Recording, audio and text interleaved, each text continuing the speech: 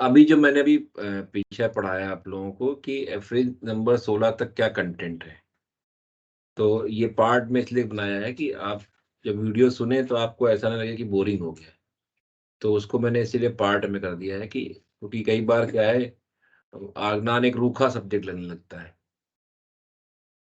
रूखा लगने की वजह से हम लोग इसको कई बार छोड़ देते हैं कि अगर रूखा है तो एफरी नंबर 16 तक हमने बात की थी। 17 में हैनमैन सर ने कहा है कि the practitioner therefore only need to take away the totality of disease sign and he has remove the entire disease.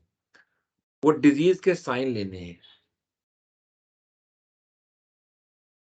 And he has remove the entire disease.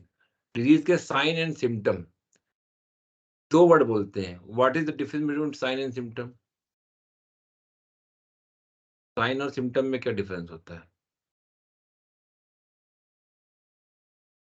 जो एलोपैथी में कहा जाता है, जो साइन दिख रहे हैं और जो पेशेंट बता रहा है वो आपके सिम्पटम है। तो यहाँ पे हनुमान ने कहा है कि the practitioner therefore only need to take away the totality of the disease sign. Disease के साइन लेने हैं उनको and he remove the entire disease. Disease के क्या साइन आ रहे हैं वो हमको देखने हैं। ये एफरिज्म आगे चल के मैं और इसको एक्सप्लेन करूंगा कि कहाँ-कहाँ पे इस एफरिज्म की जरूरत पड़ेगी। फिर एफरिज्म नंबर 18 में बात करते हैं। The totality of the symptom is the only indication, the only guide to the selection of remedy. Totality पे बहुत ज्यादा उन्होंने जोर दिया है कि व्हाट इज टोटलिटी। टोटलिटी को कैसे निकालना है इसकी बात उन्होंने जगह जगह पे की हुई है। उसी में से एक एफरिज्म है, एफरिज्म नंबर 5। 5 में उन्होंने कहा है एक्साइटिंग कॉज चाहिए जब एक्यूट प्रॉब्लम हो, जब क्रॉनिक प्रॉब्लम हो तो आपको फंडामेंटल मियाज़म चाहिए। फंडामेंटल मियाज़म के साथ पेशेंट का समाज के साथ कैसा बिहेवियर है, परिवार के साथ कैसा बिहेवियर है, क्या ऑक्यूपेशन है उसका, ठीक है? और उसके सेक्सुअल फंक्शन क्या हैं, उसका मोरल्स कैसा है, इंटेलेक्ट कैसा है और एटसेट्रा लिख दिया। एटसेट्रा में बहुत बड़ा गूढ़ रहस्य है। आप किसी भी इंसान को जानने के लिए जो भी प्रयास करते हैं वो एटसेट्रा में आ सकते हैं। पेशेंट क्योंकि अगर एक ही एवरेज में वो सारी बात लिख देंगे तो एवरेज काफ़ी बड़ा हो जाएगा। इसलिए हैनमैन सर ने वहाँ पे लिखा एटसेट्रा कि आप इत्यादि से समझ जाओ कि आपको पेशेंट में क्या-क्या चीज़ें और ढूँढनी है जिससे आप पेशेंट की कंप्लीट एक टोटलिटी पे जा पाओ। फिर एफरी नंबर 19 में बात की है the alteration of the state of health in disease can not be cure by medicine otherwise than in so far as the latter have the power of also producing the alternation in men's health. अगर किसी दवा में alteration of health करने की power नहीं है तो वो ठीक भी नहीं कर सकती है। इसका मतलब है कि जो पेशेंट हमारे पास कोई सिम्टम लेके आया, अगर वो सिम्टम उस मेडिसिन में प्रोड्यूस करने की क्षमता नहीं है तो वो नहीं ठीक कर पाएगा या पाएगी। जैसे कि फॉर एग्ज़ाम्पल कि अगर मेरा कोई पेशेंट है जिसके हार्ट की प्रॉब्लम है, तो जब आप हार्ट की मेडिसिन ढूँढते हैं तो आपको कैल्मिया, कैक्टस, कैटागस, डिजिटालिस, लेकेसिस, आयोडियम ये सब आ रही आती है। और अगर पेशेंट में जो अल्टरेशन ऑफ हेल्थ हुआ है, वो same power alteration of health की मेडिसिन में नहीं है, तो वो मेडिसिन ठीक नहीं कर सकती। तो यहाँ पे एनिमेल सर ने और स्पेसिफिक करते जा रहे हैं कि आपको पेशेंट में क्या देखना है, ठीक है? फिर एफसी नंबर 20 में कहते हैं the power of medicine to alter the state of health can only be ascertained by their effects on healthy person. उन्होंने कहा कोई भी मेडिसिन है, मान लो मैंने कहा कि मैं एक दवा बनाने जा रहा हूँ, जो दवा तुलसी के पेड़ से बनेगी तो वो तब तक नहीं मानी जाएगी दवा जब तक उसने किसी भी प्रूवर के अंदर अल्टरेशन ना किया हो हेल्थ का। उसी से उसकी मेडिसिन की पावर को पता चलता है। मेडिसिन की पावर, मेडिसिन की फेस गति क्या है, मेडिसिन की डेप्थ क्या है, ये सब प्रूविंग का ही पार्ट है। कुछ प्रूविंग ऐसी होती हैं जिनको हम लोग एक्सीडेंटल प्रूविंग कहते हैं, कि जो किसी, जैसे मान लो किसी ने आर्सेनिक खा लिया, आर्सेनिक खाने के बाद उसको गैंग्रीन हो गया, तो वो क्योंकि उसने एक्सीडेंटली पॉइजनिंग ले ली थी, उसके बाद उसको हुआ। क्योंकि जब हम प्रूविंग करते हैं, हम प्रूविंग में पेशेंट को मॉर्बिड स्टेट तक नहीं ले जाते हैं, हम वहाँ पे मेंटल फिजिकल प्रॉब्लम लेते हैं। लेकिन उसको, जैसे अब कोई पेशेंट को हम इतनी प्रूविंग नहीं कराएंगे उसको कैंसर हो जाए, इतनी प्रूविंग नहीं कराएंगे वो पागल हो जाए, ठीक है, या पागल हो जाए तो वापस ना आ पाए। जैसे क्योंकि दवा हम बंद करेंगे प्रूविंग के समय, वो पेशेंट ठीक हो जाएगा। इसलिए उसकी एक प्रूविंग करने का एक तरीका और मेथड है। मैंने आपको बताया कि अगर इस ये चीज़ नहीं है, तो आप पेशेंट ठीक नहीं होगा। 20 और 21 में हेनमेनसन में लगभग-लगभग सेम बातें कहीं। 20 में बोला है the power of medicine to alter the state of health can only be ascertained by their effect. फिर 21 में बोला the morbid symptom that medicine produce in healthy individual are only therefore where from we can learn their disease curing power. जब हमने proving कर ली, तो जो list बन के आई, उस लिस्ट में हमने देखा कि ये सिम्पटम आए, तो मेरे पास एक हथियार बन के तैयार हो गया। जैसे नक्सोम किसी को जब पहली बार दी गई, उससे क्या-क्या सिम्पटम आए, तो वो फिर वो सिम्पटम हमारे लिए एक तरीके से इंस्ट्रूमेंट का काम करेंगे कि किस तरह से हम बीमारी को ठीक कर सकते हैं। फिर एफए नंबर 22 की बात आती है। If experience should show that medicine that manifests similar symptom to the disease, the latter would be most certainly and permanently cured. We must select for the cure medicine with similar symptom, but should it show that the disease is most certainly and permanently cured by opposite medicinal symptom, we must choose for the cure medicine with the opposite symptom. ठीक है। FA number 22 में कहा है, if experience should show that by medicine that manifest similar symptoms to the disease, the latter would be most certainly and permanently cured. किसी भी patient के symptoms को ठीक करने के लिए हम उसकी सिमिलर दवा को खोजते हैं, और सिमिलर दवा को खोजने के बाद हम देते हैं। जैसे आज पेशेंट आता है, उसको दुःख है, तो हम खुशी की दवा नहीं ढूँढते हैं, हम दुःख की दवा ढूँढते हैं। कि हम ऐसी दवा देखेंगे जो उसकी दुःख की गहराई को पकड़ पाए, और हम उसमें ग्रीव उठाते हैं और वो दवा देखते हैं कि जिसमें ग्रीव पैदा होने की जो टेंडेंसी थी वो किस तरह से है। जैसे एक पेशेंट होम सिक है, तो उसमें हम क्या करेंगे, होम सिक ही रेमेडी उठाएँगे। ये नहीं उठाएँगे कि ट्रैवलर डिज़ायर उठा लिया। इसीलिए होम्योपैथी अलग है। जैसे आपके पास आपको डायरिया हो रहा है, तो एलोपैथी क्या करती है, लोपेरामाइड देती है, जिससे इंटेस्टाइन का मूवमेंट रुक जाता है। लेकिन होम्योपैथी क्या करेगी कि आपको डायरिया की कंडीशन में और डायरिया की दवा दे देगी। और वो डायरिया की दवा कहाँ से थी, 21 और 22 में जो बताया गया, खासकर 22 में, कि उनकी प्रूविंग करके देखी गई कि उसमें क्या सिम्पटम्स आ रहे हैं, तब हमारी दवा काम कर जाती है। इसका मतलब है जब हमारी दवा काम नहीं कर पा रही है, तो कहीं न कहीं हम पेशेंट के जो डेप्थ में पहुँचना चाहिए, वो नहीं पहुँच पा रहे हैं।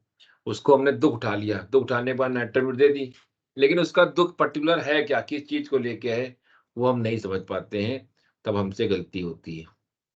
हरमैन सर हर चीज़ को बहुत अच्छे से एक्सप्लेन करके गए हैं। नो डाउट बेस्ट बुक है आपको होम्योपैथी समझने के लिए।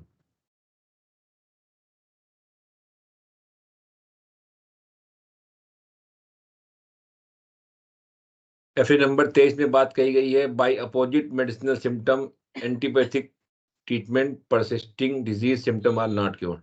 एफए नंबर 3 में पहली बार एंटीपैथी की बात की गई है, जो की बात एफए नंबर 22 में भी की गई थी कि आप अपोजिट सिम्पटम्स पे आप दवा नहीं देंगे। जैसे मैंने बताया ना, कि अगर पेशेंट दुखी है तो उसको दुखी की दवा देंगे, ना कि खुशी की दवा दे देंगे।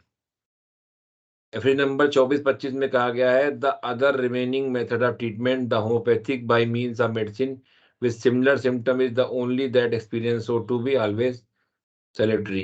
एफरी नंबर 26 की बात की गई है the dependent on the therapeutic law of nature that weaker dynamic affection in the living organism is permanently extinguished by one that is the very similar to and stronger than it, only different from it in kind।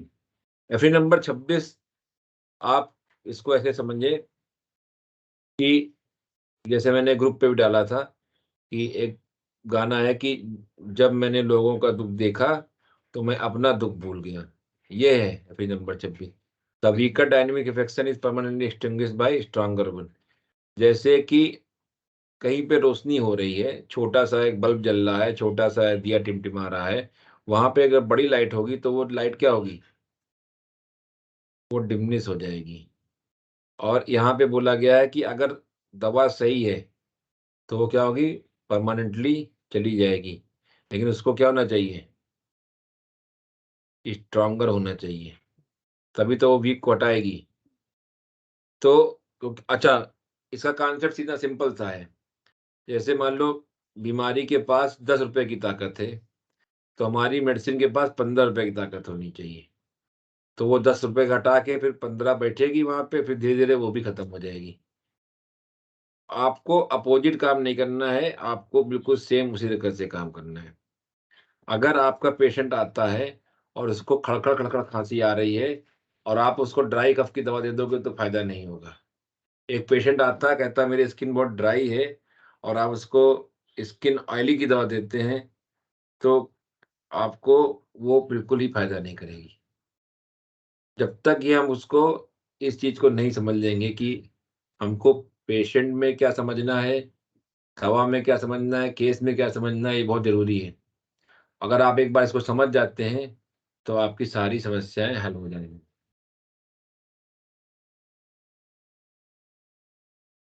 और जो FD number 26 है, ये physically भी apply होता है और मोरली भी apply होता है। हम किसी का जब कोई आदमी दुखी है, तो उसका दुःख तब दूर होता है जब कि अपने से किसी को बड़े आदमी को दुखी देख ले। जैसे जैसे किस्सा इसका है कि एक बार कुछ अ, खरगोश नदी में सुसाइड करने जा रहे थे। तो उन्होंने कहा कि किसी ने टोका कि क्या करने जा रहे हो? उन्होंने कहा ये भी कोई ज़िंदगी है? हमको हाथी आते हैं पानी पीने, हमको हमारे घरों को तोड़ देते हैं और कितने बड़े हैं हम लोग, कितने छोटे से हैं। तब हाथी ने कहा कि चलो तुमको दिखाते हैं। तो जहाँ-जहाँ खरगोश जाएँ तो वहाँ मेढक भागने लगे। जहाँ मेढक जाएँ तो उनसे छोटे वाले भागने लगे। तो उन्होंने कहा ये नियम है संसार का, छोटा, बड़ा और स्ट्रॉन्ग वाला, तो ये चलता ही रहेगा। तो इसी तरह से जो हमारे शरीर की बात है, शरीर में हमको कैसे आराम मिलेगा कि जब हम कोई भी स्ट्रॉन्गर हमेशा ढूँढना है हमको। अगर मान लो हमको फ़ियर ऑफ थंडरस्टॉर्म है, तो हमको कोई थंडरस्टॉर्म से में खूब जो डरती हो, वो दवा देंगे तो ठीक कर देगी।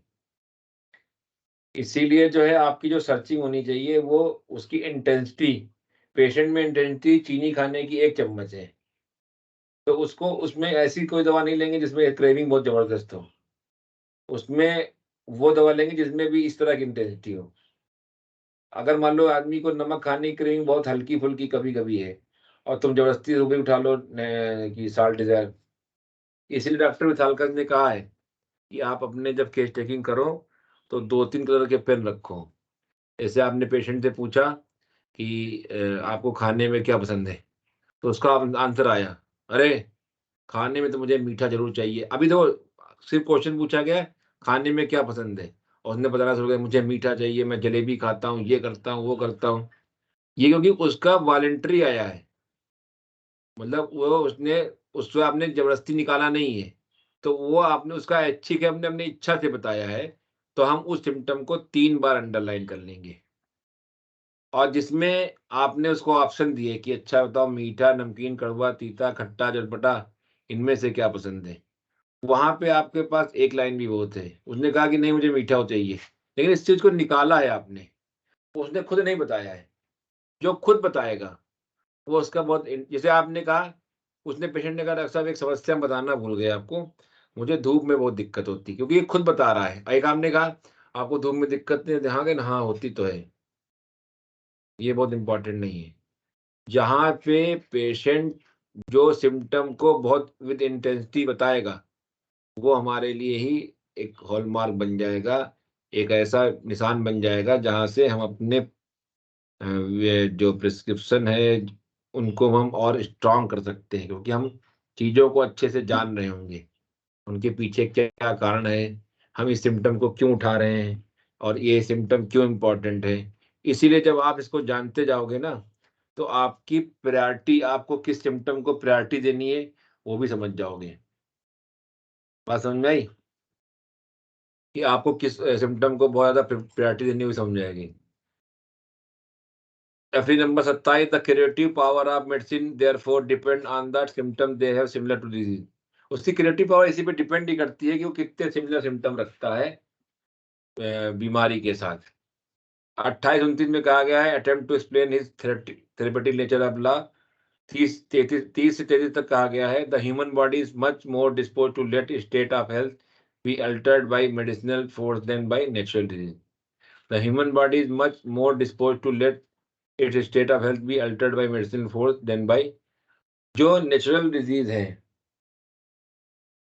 तो कई बार क्वेश्चन पूछा जाता है कि जब नेचुरल डिजीज है तो क्या वो अपने आप को बॉडी ठीक नहीं कर सकती? वो नहीं ठीक कर सकती, इसीलिए हमको एक सपोर्ट सिस्टम की ज़रूरत पड़ी, जो आयुर्वेद के रूप में, जो वो होम्योपैथी के रूप में, सिद्धा के रूप में, यूनानी के रूप में है, क्योंकि अपने आप नहीं ठीक कर सकती है, इसीलिए हमारी ज़रूरत पड़ती है, इसीलिए हमको दवाओं की ज़रूरत पड़ती है। कुछ चीज़ें शरीर खुद स्वयं हील कर लेता है, लेकिन हर चीज़ नहीं हील कर पाता है।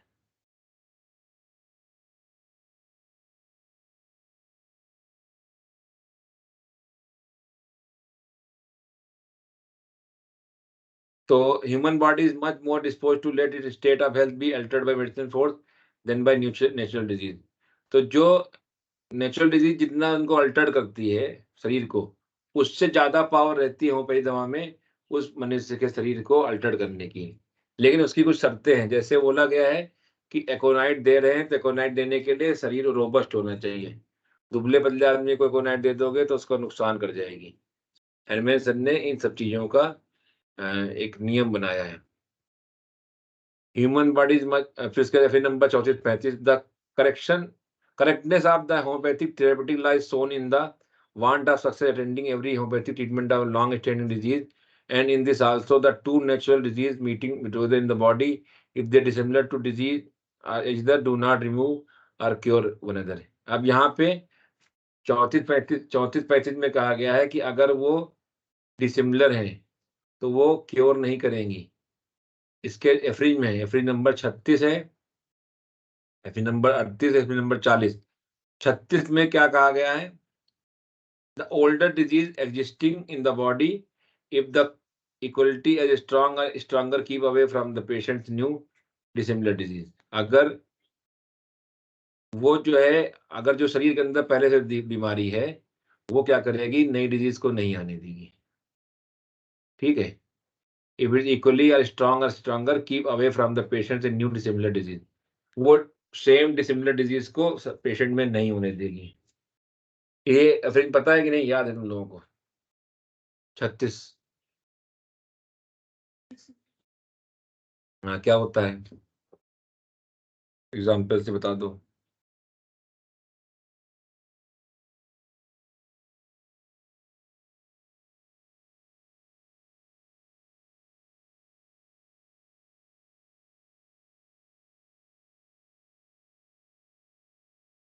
जैसे अगर वो पुरानी मतलब क्रॉनिक डिजीज अगर स्ट्रॉन्गर है, अगर न्यू जो डिजीज है अगर वो वीकर है, तो फिर वो उस पे अपना फोर्स नहीं कर पाएगा, वो रिपेल हो जाएगी। हाँ। उसी से जैसे कोई पेशेंट इसमें बताया जैसे डिसेंट्री है उसको, और कहीं उस पे एपिडेमिक कोई डिजीज हो जाए तो वो नहीं होने देगी उसको। एपिडेमिक डिजीज नहीं होने देगी। लिखा है दो suffering from pulmonary congestion are not able to attack by epidemic fever of a very violent character according to one हिल्डरब्रांड।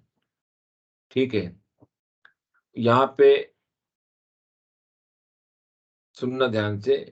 A patient suffering from a severe chronic disease will not be infected by a moderate autumnal dysentery और other epidemic disease. अगर कोई आदमी बहुत पुरानी chronic problem से घिरा हुआ है तो वो उसको कोई भी और दिक्कत नहीं आएगी। लेकिन कोविड में इसका उल्टा हुआ। कोविड में क्या हुआ, एक तो प्रॉब्लम थी एक और आ गई। तो ये कौन सा एवरेज में हुआ? कोविड स्ट्रॉन्गर हो गया, जो पहले हमारे पास थी वो वीकर पड़ गई। टू डिसिमिलर तो है लेकिन यहाँ पे उल्टा हो गया जस्ट। कौन सा 38 होगा कि 40 होगा? 40 वाला कॉम्प्लिकेट कर रहे हैं। यहाँ पे कोविड के समय 40 हो गया कि उसने अपना अपना कॉम्प्लेक्स कर दिया उसको। उसमें हेलमेट सर ने कहा ना कि वो अपना अपना स्थान लेते जाएगी। जैसे कई बार पेशेंट आता है, उसको रिंगवर्म भी है, सोरियासिस भी है, लाइकन प्लेनस भी है, 3 स्किन प्रॉब्लम। या कई बार आएगा सोरियासिस है, अर्टिकेरिया भी है।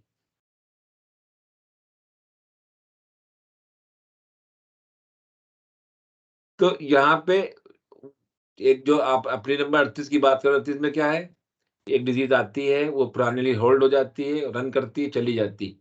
कोविड में ऐसा नहीं हुआ, डायबिटीज और भाग गया एकदम से भड़बड़ा के।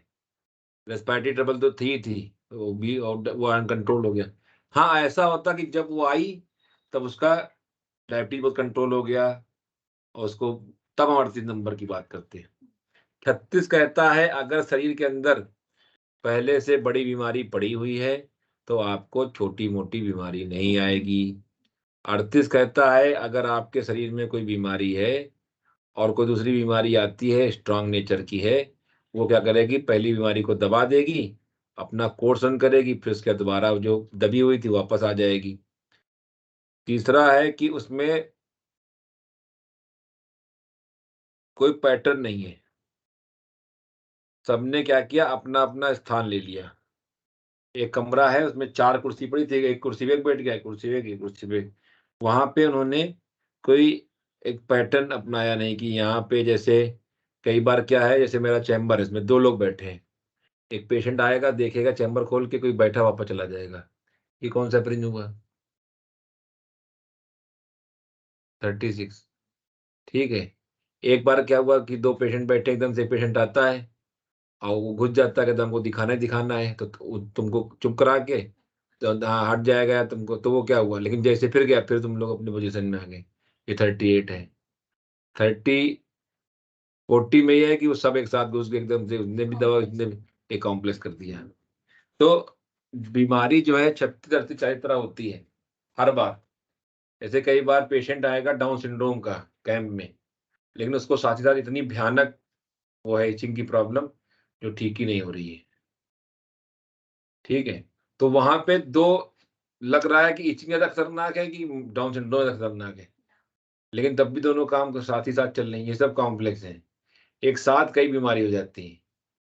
जैसे मेटाबॉलिक सिंड्रोम होता है ना, कि थायराइड भी हो गया, पीसीओडी भी हो गया है, पिट्यूटरी ग्लैंड का कोई हार्मोन डिस्टर्ब कर रहा है, ये सारे एक साथ सब हो जाने लगते हैं। तो इसलिए एफए नंबर 36, 38 एंड 40 ये एग्जाम में भी पूछा जाता है, बार बार आता है। और इसको मैंने एग्जाम्पल समझाया कि कैसे इसको समझना है। पहले 36 आता है, 38 फिर 40 के बीच में भी एक्सप्लेनेशन दिया गया है। तो आज हम जो हमारा जो ये छोटा सा वीडियो है पार्ट 2, मतलब उसी कंटिन्यूएशन, ये बस 40 तक है। इसको पढ़ें, जहाँ पे डाउट हो तो आप क्वेश्चन पूछ सकते हैं। धन्यवाद।